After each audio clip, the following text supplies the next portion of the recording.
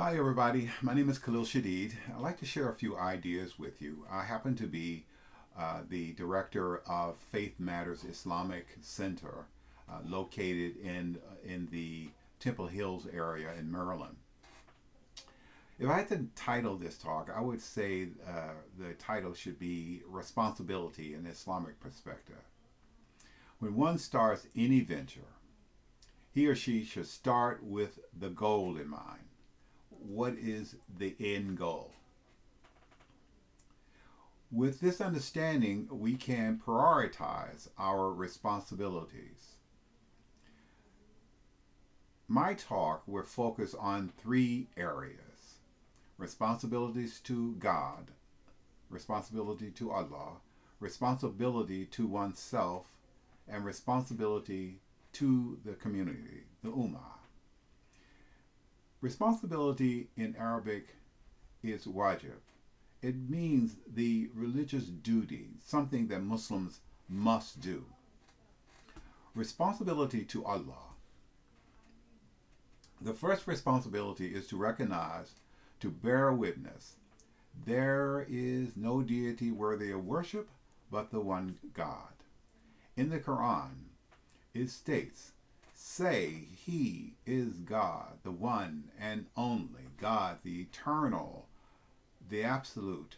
He begets not, nor is he begotten, and there is none like unto him." This recognition of the oneness of God is the Islamic foundation upon which Muslims build their entire rational and spiritual life, a life built on faith, including responsibility for oneself.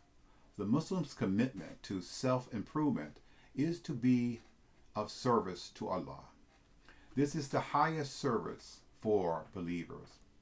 Human beings can refine themselves by their commitment to truth and justice.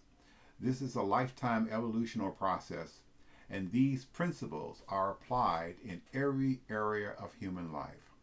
The Holy Quran states, Bismillahirrahmanirrahim, "The word of our Lord does find its fulfillment in truth and in justice.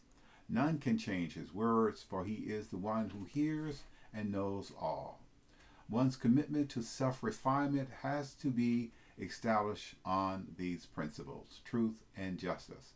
This is the highways in which God's power operates in the life of the believer. Responsibility to community, the responsibility to the Ummah. It was El Faruqi who wrote, "There is no Islam without the Ummah." Further, clearly the Muslims are commanded to form themselves into an Ummah, a special body organized in a special way. All are obligated to obey Allah and to establish justice and on this earth. God command in the Quran, Bismillahirrahmanirrahim, "Let there arise out of you a band of people, inviting all that is good, enjoining what is right, and forbidding what is wrong. They are the ones to obtain felicity." Community is a natural, universal way of life. However, human beings must choose to serve the greater good. And in my brief conclusion, in Islam, everything is God's concern and falls into the scope of religious imperative.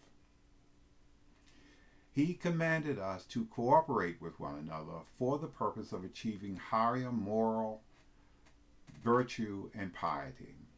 The Prophet of Islam, the Prophet Muhammad, may God's peace be with him, said, "Where people see vice committed, they do not change it. Allah will inflict upon him punishment," and further explain his judgment with reasoning that when evil is secret, it hurts only the doer.